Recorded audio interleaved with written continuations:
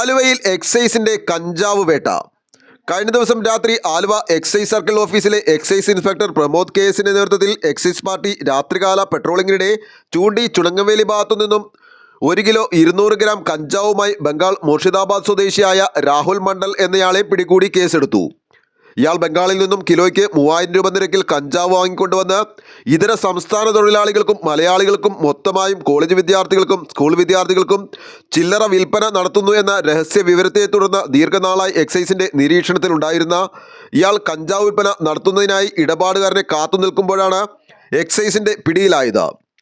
പരിശോധനയിൽ assistant excise ഇൻസ്പെക്ടർമാരായ Gopi P K, Sajeev Kumar A B, preventive officer grade Arunkumar M, civil excise officer Vishnu C.S. Nair എന്നിവരും ഉണ്ടായിരുന്നു.